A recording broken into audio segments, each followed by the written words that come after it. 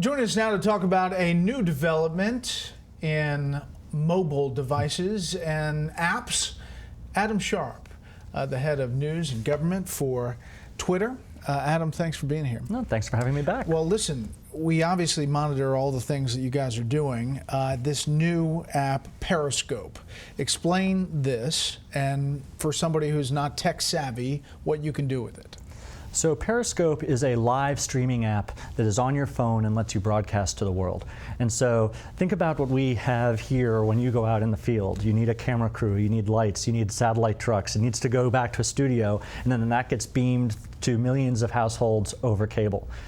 Now anybody can reach into their pocket, pull out their phone, tap one button, and do the same thing, sharing their experience, whether it's in the comfort of their home or out on the campaign trail at a political rally, and put everybody else in their shoes, seeing the event through their eyes. I mean, we can see this from journalists, how this would be great for exponentially increasing reach at live events. For politics, how do you think it will work as we get ready for a 2016 campaign? Well, I think what's most interesting when you look at these events is we're so used to seeing the events through the eyes of one person. That cameraman on the platform with the velvet rope where they box in the press corps at these events. And now you can experience the events through the eyes of everyone and anyone. The idea that, you know, the farmer in the crowd who came out to the rally in Iowa just to hear what the candidate would say about agriculture, to the campaign staffer backstage preparing the candidate, to the reporter on the rafter. Everyone can share their perspective in real time and allow people following them on Twitter and on Periscope to experience the event through their eyes. So you think it could have application in 2016? I think it absolutely has application in 2016. The same way as Twitter brought people closer to the campaign in 2012 because the people on the ground could tell them what they were seeing and maybe send snapshots of what they were seeing.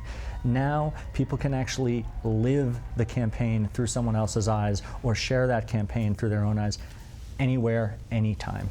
So once you do this and you're doing it live, can you then save it so that you could see it again or post a video of it? So you actually have some choices.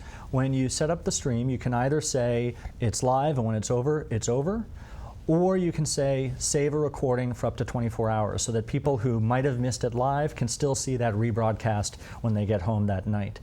But we recognize that the experience here is in that live nature. This isn't to see shots of the 2012 campaign. It's to be right there on the ground at the rallies for Ted Cruz or Rand Paul or any of the other candidates in 2016. And so the focus really is on that live experience and that instant replay. We've heard just recently about Meerkat. This is something that is similar, different? Well, I think what you're seeing is a lot of companies recognizing that there's a real consumer demand for this kind of experience. For me to be able to go to a rally or to another event, put up my phone and share that experience with others. And I think you'll see each of us taking slightly different approaches to how we do that. Periscope obviously has the distribution value of Twitter. With one tap, it spreads out to your Twitter following. You can use Twitter to discover new people to follow. So if I follow you on Twitter, Brett, I can find your Periscope account just as easily as I know you've launched one. Are there drawbacks potentially, Adam? I mean, live streaming all the time.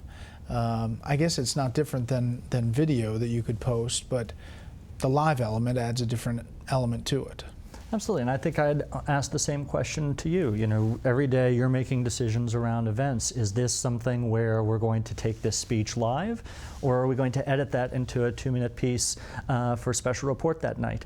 And there's benefits to each. The live experience allows you to see it unedited, unfiltered as it's happening, but journalists can add that context and extra material when it's in that more packaged form. And the great thing now is that Twitter allows both. Using our video tools, both within Twitter and another product called Vine, you can do these vignettes that you edit and contextualize, or you can do the live event. So it's really about the story you want to tell and the story you're trying to share with the world of your experience, whether it's at that rally or anywhere else. If this explodes, how do you envision a candidate could potentially tap into this? Well, we're already seeing candidates, potential candidates, and other elected officials using it. Last week, right here in Washington, the Senate was in those middle of the night votes on the budget to get through the budget planning for next year. And two Senators Moran and Thune, actually stepped off the Senate floor, threw up a Periscope, and for 5 minutes just said, here's what we're voting on, here's why we're voting on it, and then taking citizen questions about why they voted that way and not another way. Real time. Real time. Just off the floor. Just off the floor, literally steps from the door to the Senate floor. We've also seen governors like John Kasich in Ohio and Bobby Jindal down in Louisiana.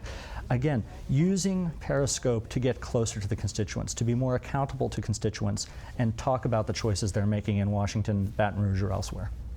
We'll be following it. Adam, as always, thank you. Thank you, Brett.